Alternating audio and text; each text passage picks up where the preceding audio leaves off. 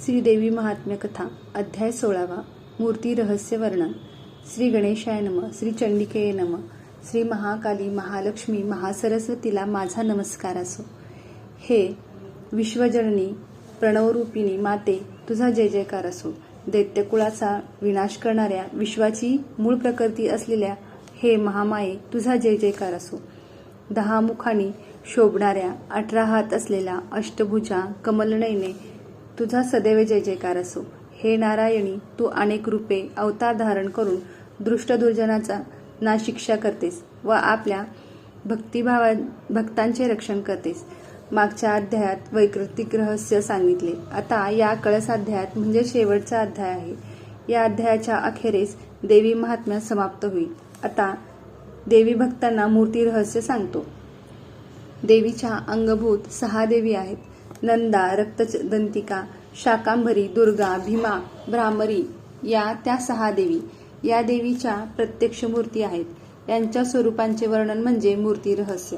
मेधा ऋषी सुरतराजाला म्हणाले, हे राजा, मी तुला पूर्वीच देवीचे 8 अवतार कोणते ते सांगितले। महाकाली, महालक्ष्मी व महासरस्वती या 3 देवीचे अवतार व ध्यान व कार्य हेही तुला सांगितले आहे। नंदा, रक्तदंतिका, शताक्षी, भीमादेवी व भ्रामरी या उरलेल्या 5 अवतारांचे वर्णनही तुला सांगितले आहे। आता त्यांचे स्वरूप आहेत। हे राजा, नंदा नावाची देवी नंदराजाच्या व यशोदेच्या पोटी अवतार घेईल। या देवीचे जो स्तवन व पूजन करेल त्याला अवघे त्रैलोक्य वश होईल। 28व्या युगात शुंभ आणि निशुंभ पुन्हा उत्पन्न होतील। ही नंदा देवी त्या दैत्याचा वध करेल। या देवीची शरीरकांती सोन्यासारखी पिवळी आहे। ही पिवळ्या रंगाचे सुंदर वस्त्र परिधान करते। ही आपल्या शरीरावर सुवर्णालंकार धारण करते। हिच्या 4ही हातात कमल, अंकुश, पाश व शंख शोभून दिसतात। ही देवी इंदिरा, कमला, लक्ष्मी व श्री या नावाने ओळखली जाते। ही सुवर्णासमान पिवळ्या कमळावर विराजमान झाली आहे। अशा या नंदादेवीचे स्मरण केले असता अवघे त्रिलोक्य हाती येते। हे राजा, पूर्वी मी तुला रक्तदंतिका नावाच्या देवीचा परिचय करून दिला होता। त्या देवीचे स्वरूप कसे आहे ते सांगतो। ही देवी सर्व प्रकारच्या भयापासून मुक्त करणारी आहे। या देवीने लाल रंगाचे वस्त्र परिधान केले आहे। ही रक्तवर्णा असून हिचे अलंकार लाल रंगाचे आहेत। हिची शास्त्रास्त्रे, नेत्र, डोक्यावरील केस, धारदार नखे, दात सर्व काही लाल रंगाचे आहे, म्हणून हिला रक्तदंतिका असे म्हणतात। हिचे स्वरूप अत्यंत भयानक आहे। हिला लाल रंगाचे उपचार प्रिय आहेत। ही देवी आपल्या भक्तावर मातेसमान प्रेम करते व त्यांची सेवा करते। या देवीचा आकार 50 कोटी योजने पृथ्वीसारखा अत्यंत विशाल आहे। तिचे दोन्ही स्तन मेरू पर्वतासारखे स्थूल व विशाल व अत्यंत सुंदर आहेत। ते कठोर असले तरी पूर्णानंदाचा सागर आहे। आपल्या भक्तांच्या सर्व कामना पूर्ण करण्यासाठी ती देवी त्यांना स्तनपान देते। या देवीने आपल्या 4ही हातात खड्ग, पानपात्र, मुसूळ व हल ही आयुधे धारण केली आहेत। हिला रक्तचामुंडा व योगेश्वरी असे म्हणतात। या देवीने सर्व चराचर विश्व व्यापले आहे। जो या रक्तदंतिका देवीची भक्तिपूर्वक पूजा अर्चा करतो तोही चराचर विश्वाला व्यापून राहतो। त्याला सर्व उपभोगांची प्राप्ती होते व शेवटी त्याला देवीची सायुज्यता प्राप्त होते। तो दररोज या रक्तदंतिका देवीच्या शरीराचे हे स्तवन स्मरण करतो। त्याची सेवा स्वतः देवी करते व त्याचे रक्षण करते। शताक्षी देवी तीच शाकांभरी, तिलाच दुर्गादेवी असेही म्हणतात। आता या 3 देवी नावांची व्याख्या सांगतो। पृथ्वीवर 100 वर्षे अवर्षणे झाली असता सर्व ऋषीमुनींनी देवीचे स्तवन केले। त्यावेळी देवीने अयोनी स्वरूप धारण करून सर्व ऋषीमुनीकडे 100 नेत्रांनी पाहिले, म्हणून त्यावेळी देवीला शताक्षी हे नाव प्राप्त झाले। त्यावेळी देवीने आपल्या शरीराच्या ठिकाणी शाकादी सर्व प्रकारचे अन्न निर्माण करून सर्व लोकांचे पोषण केले, म्हणून तिला शाकांभरी असे नाव प्राप्त झाले। दुर्गम नावाच्या दैत्याला ठार मारले, म्हणून त्यावेळी तिला दुर्गा असे नाव मिळाले। शाकांभरी देवीच्या शरीराची कांती नील रंगाची आहे।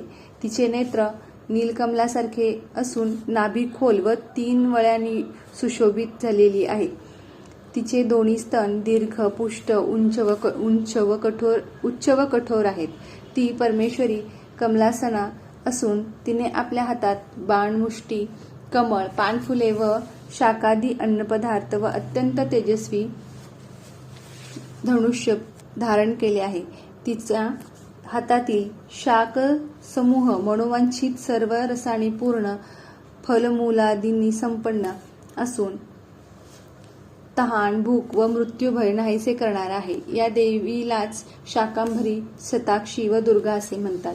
ती देवी शोकरहित, दुष्ट दुर्जनाचे दमन करणारी असून पाप, ताप इत्यादींना शांत करणारी, नष्ट करणारी आहे.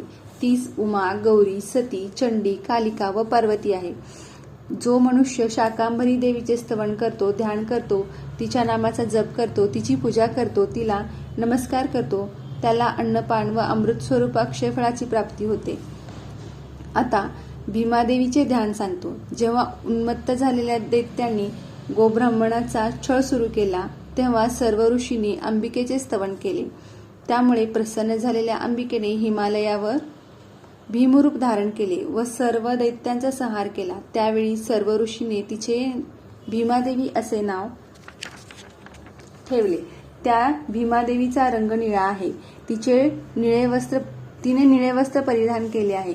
तिने नीलरत्नांचे अलंकार धारण केले आहेत. भयंकर अशा दातांनी व दाढांनी तिचे मुख अत्यंत भेसूर दिसते. अत्यंत विशाल नेत्र असलेल्या त्या देवीचे स्तन अत्यंत पुष्ट, दीर्घ व उंच आहेत.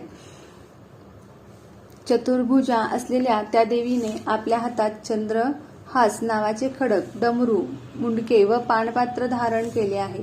ती देवी एकवीरा, कालरात्री व कामदा या नावानेही प्रसिद्ध आहे. हे राजा, आता तुला भ्रामरी देवीचे स्वरूप सांगतो. अत्यंत भयंकर अशा अरुणासुराने सर्व लोकांचा छळ सुरू केला. त्यावेळी सर्व देवांनी देवीचे स्तवन केले. प्रसन्न झालेल्या देवीने भ्रामरी स्वरूप धारण करून त्या दैत्याचा संहार केला. मग सर्व देवऋषींनी भ्रमरूप धारण केलेल्या त्या देवीची प्रार्थना करून तिला भ्रामरी देवी असे नाव दिले.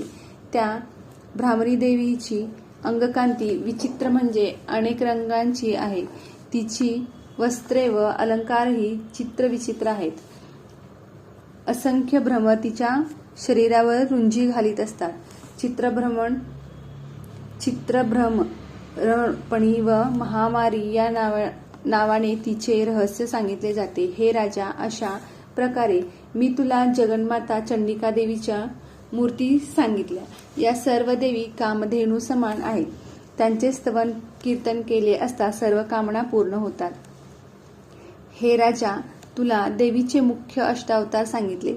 कमला, सावित्री, पार्वती, शची, अनुसूया, सरस्वती, अदिती, गायत्री, सीता, अरुंधती आणि मादी सिद्धी मात्रका, चामुंडा, योगिनी, कृष्णांच्या 16 सहस्त्रपत्नी, अष्टनायिका, रुक्मिणी, नवदुर्गा या सर्व देवीच्याच अवतार आहेत. देवीचे असे अनंत अवतार आहेत. ब्रह्मादिकांनाही त्यांचा अंत लागत नाही.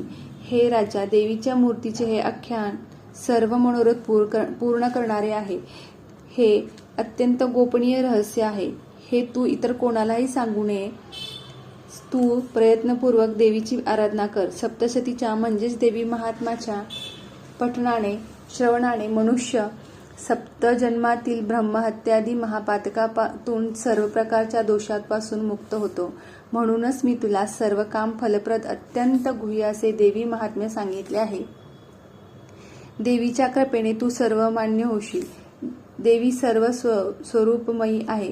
संपूर्ण विश्व हे देवीमय आहे.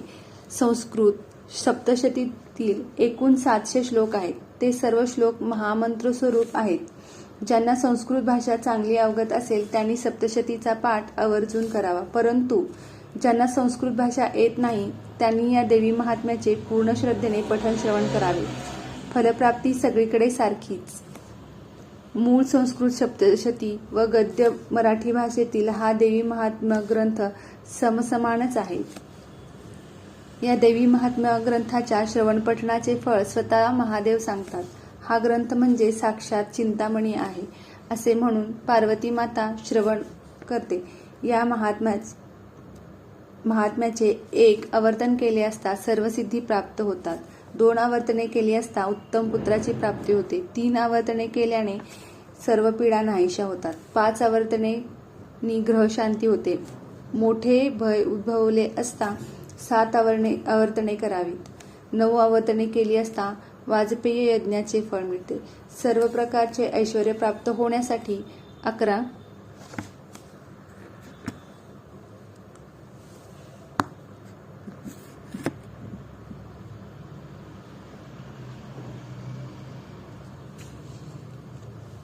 आवर्तने करावीत. 12 आवर्तने केली असता शत्रूचा नाश होतो. 14 आवर्तने केल्याने स्त्री किंवा पुरुष वश होतो. 15 आवर्तने केली असता संपत्ती सौख्य प्राप्ती होते. 16 आवर्तने केली असता पुत्र पौत्र धनधान्यादी प्राप्त होतात. 25 आवर्तने केल्याने बंधमुक्तता होते. या देवी महात्म्य ग्रंथाची 100 आवर्तने केली असता क्षयादी रोग नाहीसे होतात.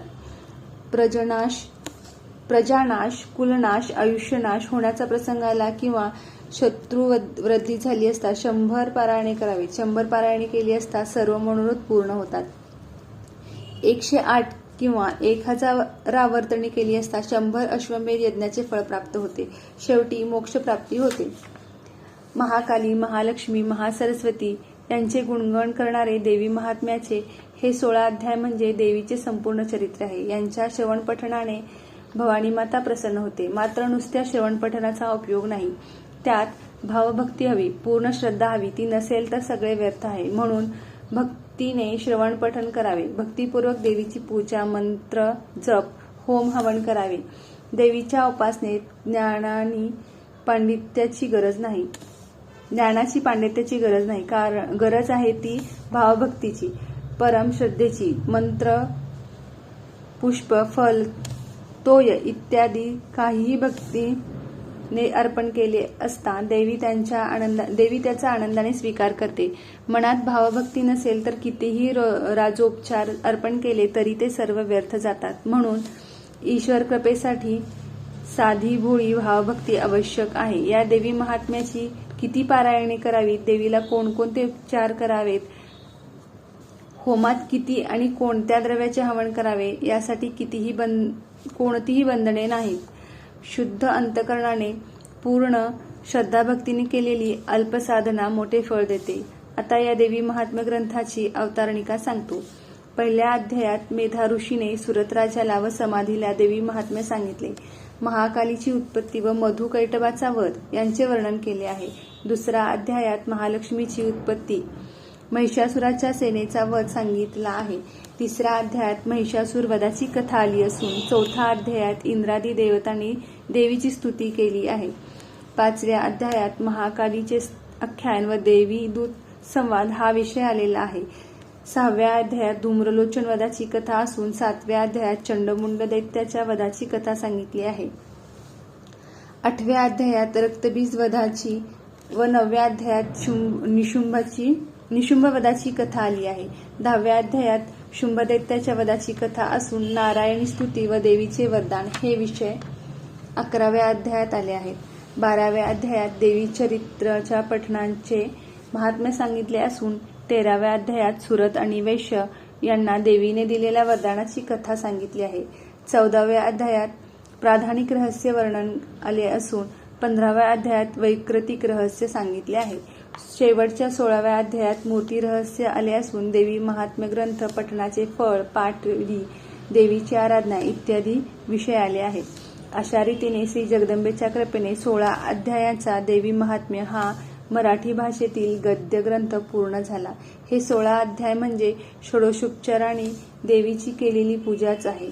हा 16 अध्यायाचा ग्रंथ म्हणजे 16 कलांचा चंद्र असून आपल्या भक्तीचे त्रिविध ताप शमविण्यासाठी स्वतः देवीनेच तो निर्माण केला आहे. हा 16 अध्यायाचा ग्रंथ म्हणजे 16 दलांचे कमळ असून जगदंबेला हे अर्पण केले आहे आणि देवीने मोठ्या प्रेमाने ते स्वीकारले आहे. हे 16 अध्याय म्हणजे देवीच्या कंठातील 16 मात्रका आहेत किंवा अंबिकेने आपल्या कंठात धारण केलेले हे 16 स्वर आहेत. या देवी महात्म्य ग्रंथाचे श्रवण पठण केले असता सर्व प्रकारच्या पीडा नाहीशा होतात. सर्व संकटे लयाला जातात. श्री व्यादव्यासांनी पुराणात जसे वर्णन केले आहे तसेच येथे सांगितले आहे. मूळचे गाळलेले नाही व पदराचे सांगितलेले नाही. देवीच्या सज्जन भक्तांनी या ग्रंथाचे परमश्रद्धेने श्रवण पठण करावे. जेथे या ग्रंथाचे पठण चालू असते तेथे स्वतः देवी येते व ग्रंथ श्रवण करते. त्या जगन्मातेला माझे कोटी कोटी नमस्कार. श्री मार्कंडेय पुराणाच्या सवर्णकीय मन्वंतरातील देवी महात्म्यातील मूर्ती रहस्य वर्णन नावाचा 16वा अध्याय समाप्त. श्री जगदंबा अर्पणामस्तु. शुभम भवतु. इष्टकामना सिद्धिरस्तु. श्री देवी महात्म्य समाप्त.